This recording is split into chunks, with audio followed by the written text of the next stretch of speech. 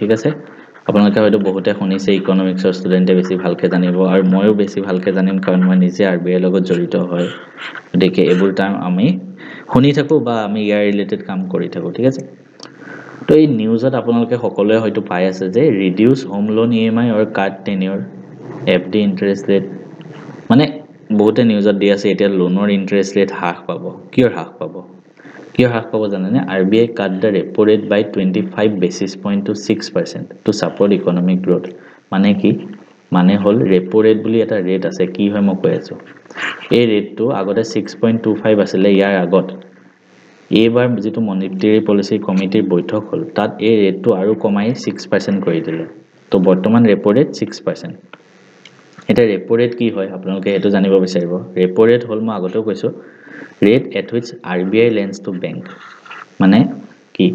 চাওক আপুনি নরমাল মানুহ আপুনি কোপা লোন লব বেংকপা বেংকে আপোনাক লোন দিব কিন্তু বেংককো তো নিজৰ কাম কৰিবলৈ লোন লাগিব তো বেংকক লোন কোনে দিয়ে জানেনে RBI প্ৰত্যেকটো বেংকৰ এটা এটা কাৰেন্ট একাউন্ট থাকে RBI ঠিক আছে মনত থাকিব আৰু বেংকক যেতিয়া পইচা দৰকাৰ হয় বেংকে RBI ওচৰত যাব RBI বেংকক লোন দিব এতিয়া বেংকে মানুহক লোন যোনটো দিয়ে তাৰ ৰেটটো বেলেগ বেলেগ হ'ব পাৰে প্ৰত্যেক বেংকৰ কাৰণে বেলেগ বেলেগ কিন্তু RBI যেটো বেংকক লোন দিয়ে হেতু এটা নিৰ্দিষ্ট ইন্টাৰেষ্টত লোন দিয়ে হেতু কোৱা হয় ৰেপো ৰেট মানে RBI বেলেগ বেংকক যেটো ইন্টাৰেষ্টত লোন দিয়ে হেতু এতিয়া 6% কৰি দিলে মানে কমাই দিলে তাৰ মিনিংটো কি হ'ল বেংকে কম ইন্টাৰেষ্টত লোন পালে মানুহকো কম ইন্টাৰেষ্ট ৰেটত লোন দিব ন কাৰণ বেংকে ইন্টাৰেষ্ট ৰেট কমত লোনটো পাই আছে তো মানুহকো কমাই দিব তাৰ ফলত কি হ'ব মানুহৰ মাজত পইচা বেছি আহিব ইকনমিত মানি সাপ্লাইটো বেছি হ'ব ঠিক আছে তাৰ মানে RBI এনেকুৱা এটা পলিসি বনাইছে যাৰ ফলত ৰেপো ৰেট কমাই দিছে বেংকে লোন বেছি পাইছে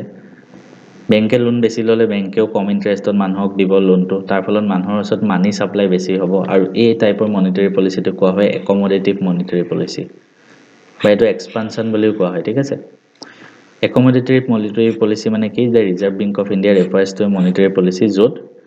the central bank মানে RBI aims to boost economic growth by increasing the money supply accommodative মানে money supply increase কৰিছে বেংকে কম ইন্টাৰেষ্টত লোন দিলে মানুহে বেছি লোন লব তাৰ ফলত মানি সাপ্লাই বেছি হ'ব আৰু ইন্টাৰেষ্ট ৰেটটো লো হৈ যাব এটো কোৱা হয় accommodative policy RBI গভৰ্ণৰ বৰ্তমান কোন হয় সঞ্জয় মলহোত্ৰা মনত ৰাখিব ৰিজাৰ্ভ বেংকৰ গভৰ্ণৰ নতুন